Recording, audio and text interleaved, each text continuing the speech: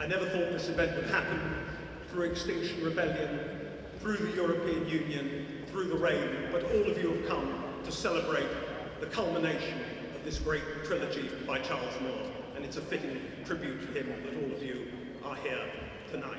It's particularly pleasurable for Policy Exchange to be able to do this because all of the speakers here tonight, myself, the Prime Minister, were, as it were, present at conception. 20 years ago, we saw the start of this great work, the opening foundations being laid for this fantastic trilogy, which now compares rightly as a 3-volume work with Moneypenny and Buttle on Disraeli and Randolph Churchill and Martin Gilbert on Churchill. And it's fantastic for Policy Exchange to be able to do this because we participated in the initial launch of the first volume, Not for Turning, where we had a fantastic seminar, Margaret, Thatcher, Mother of Modernisation, with Peter Manderson, Michael Gove and Charles. And in the second volume, where we were able to have the order of battle reversed, with Charles being interviewed by the then Chancellor, George Osborne. It's a particular honour to be able to do this tonight for the culmination of Charles's superlative 20 years of efforts. It is the political book of the season, and I know that all of you will want to join me in giving him the warmest of welcomes as our former Chairman of Trustees and as somebody who's played so important a part in the journalistic and now historical life of the country. Charles, thank you for doing this. We look forward to hearing what you have to say.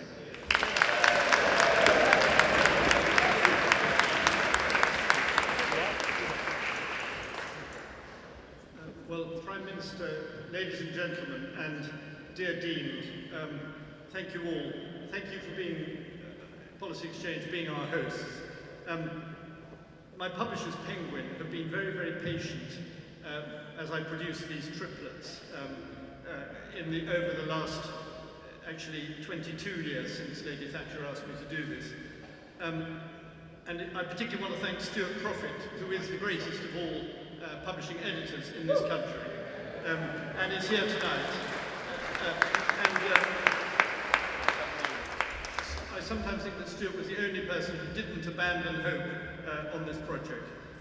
So I am very grateful to them, but I have also to make one small point, which is that we've passed the era of publishers' launch parties, which for somebody of my generation was tragic because the bodies and souls of young journalists were kept together by freebie book parties when I first joined Fleet Street.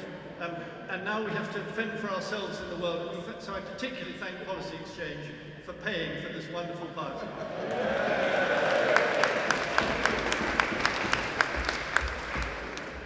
And thank you all for coming. I must apologise that some of you didn't receive your invitations, and some of you received 4, 5, 6 or 7.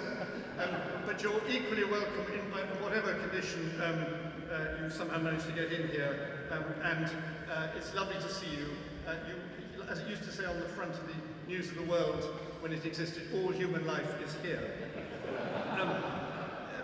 Prime Minister, you were here, as I reminded you just now, for Volume 1, when it was launched in this very room 8 years ago. The deadline was actually the death of Lady Thatcher. It wasn't allowed to be published until she had died, and that's when Volume 1 appeared. I've now finally made it to Volume 3. You've always shown great kindness to me, Prime Minister, except in one very important respect, when you were my employee, and you absolutely never, ever, ever got your copy in on time. But in what I'm sure will be your very generous words, and indeed, and indeed by your very presence, you are showing tremendous support and kindness, and I'm so grateful, because after all you are engaged in a really titanic struggle to fulfill the mandate of the people, and so we do...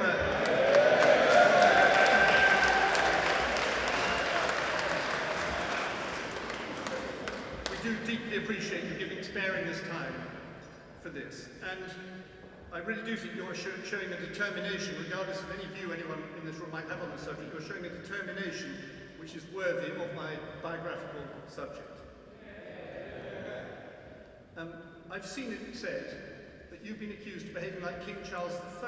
I mean, it's the most extraordinary, preposterous idea. I don't recall that King Charles I ever tried to implement the wishes of 17.4 million people at the ballot box. But here in this banqueting house, King Charles I was, of course, present, and he left for what the poet Marvel called the tragic scaffold, wearing an extra shirt so as not to shiver in the January weather in front of the mob, and stepped out of that window over there to his execution. Tonight, Prime Minister, please don't leave by the window. We shall ensure that you leave by the door with your head held high and still firmly on your shoulders.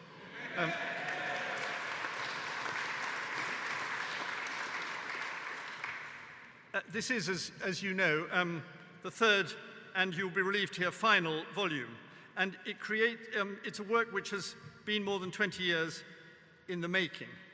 In the first party conference to which Mrs. Thatcher spoke as Prime Minister, which was 40 years ago this week, she said something about her intentions as she'd just become Prime Minister. This is what she said: "Winning an election is a splendid thing, but it's only the prologue to the vital business of governing. The work that the new Conservative government has begun is the most difficult, the most challenging that has faced any administration since the war. We've not wasted time. Already we've raised the pay of our police and armed forces as we promised to do. We've set in hand the sale of council houses. We brought down income tax. But all this is only the beginning.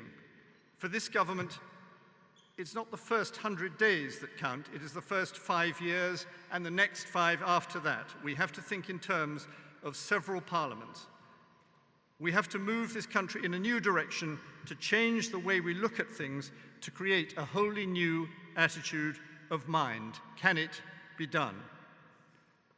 Well, by coincidence, it was in the same week, 40 years ago, that I began my career in Fleet Street. I walked into the office of the Daily Telegraph for the first time, and I found that many of my colleagues were away for that party conference.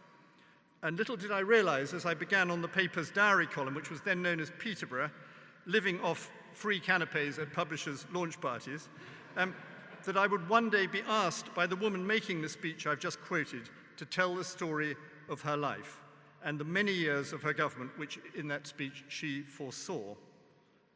Well, I think everyone would agree, whatever their view of Thatcher and Thatcherism, that there's no doubt that she did indeed, quote, move this country in a new direction and change the way we look at things. It's been a wonderful privilege and really an honor that she entrusted me with the task of telling what, if they were children's books, would be called What Margaret Did and What Margaret Did Next. It's a very long tale, which is why it's occupied roughly half of my working life so far. It would take far too long and would be invidious for me to single out for particular praise some of those present tonight. But I would especially like to thank my wife, Caroline, who is in the middle there.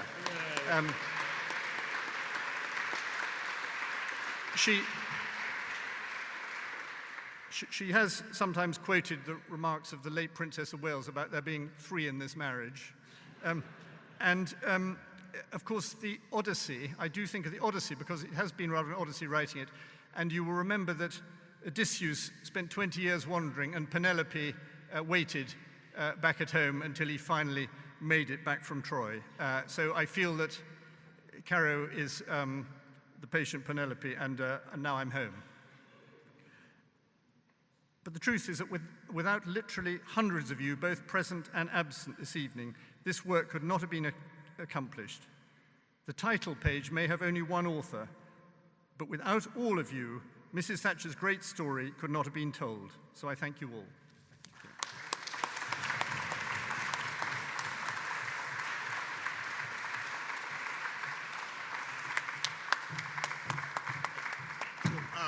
Ladies and gentlemen, Charles Dean. Charles and Dean. This is a bit like Daily Telegraph Leader Conference. Thank you. I'm very glad, Charles, that you were so concerned about my security, because actually my own team didn't want me to come to this event tonight because they said that there were some uncooperative crusties and protesters of all kinds littering the road, and they said there was some risk that I would be egged on my way in here. And so I immediately asked the faint hearts in my private office, what would Margaret Thatcher have done tonight? What would Maggie do? And what would she have done?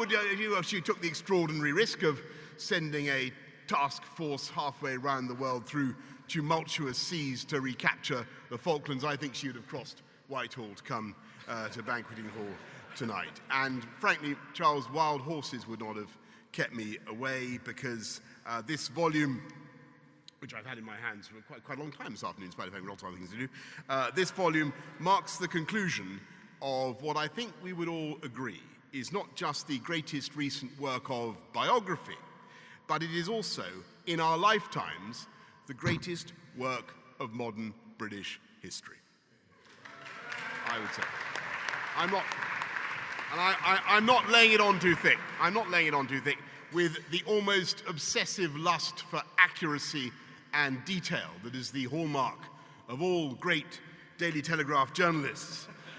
Charles has not only been through every possible literary source, from the epistolary source, from the cabinet minutes to the actual letters of Dennis Thatcher to the seating plans of Carla Powell's dinner parties, he has not only sieved every one of Margaret Thatcher's much underlined marginalia for new meaning, but he's talked to the principals and everybody associated with them, harvesting a huge and unique granary of direct eyewitness testimonials, which could only have been done by you, Charles, and can only have been done in the last 20 years when those participants have been alive. And you've cross-checked their impressions now with what they said then. And the result is an impression not just of towering historical authority, but the whole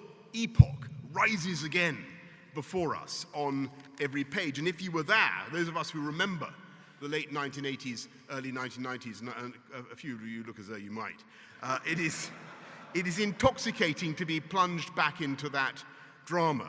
And at the heart of it is a single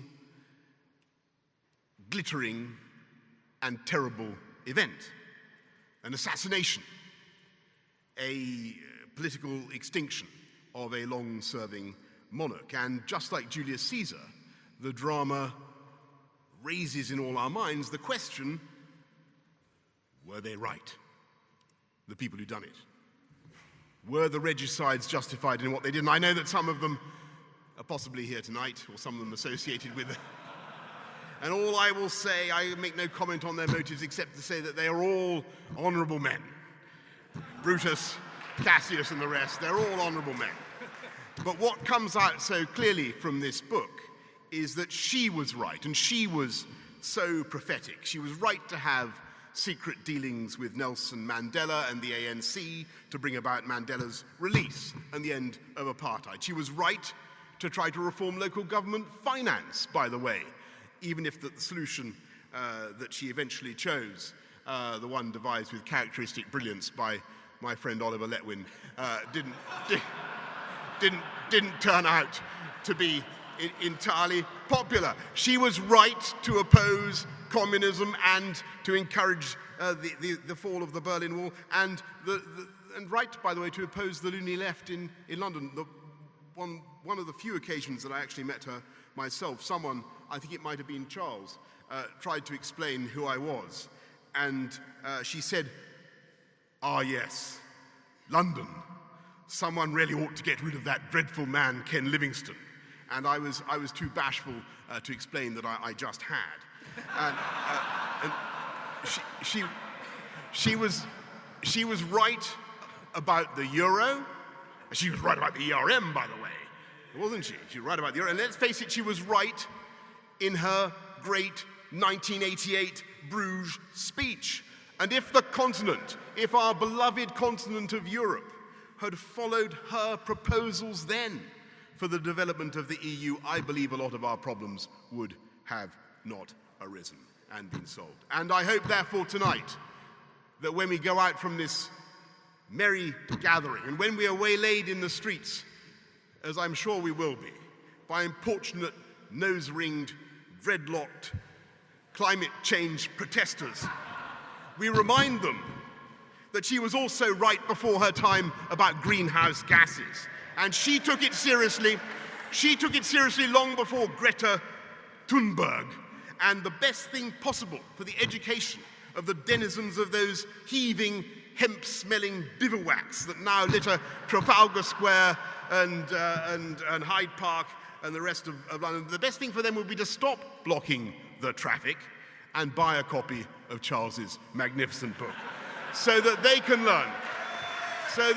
learn about a true feminist, green, and a revolutionary who changed the world for the better.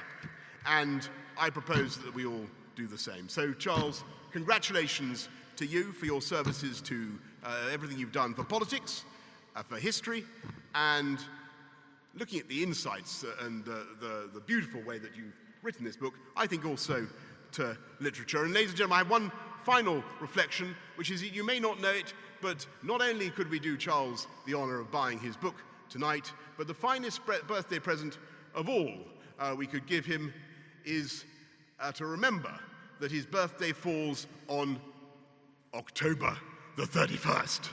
And wouldn't it be a fine thing for the author of this magnificent book to have a very happy birthday indeed when that event falls. Thank you very much. Charles, well done. Thank you.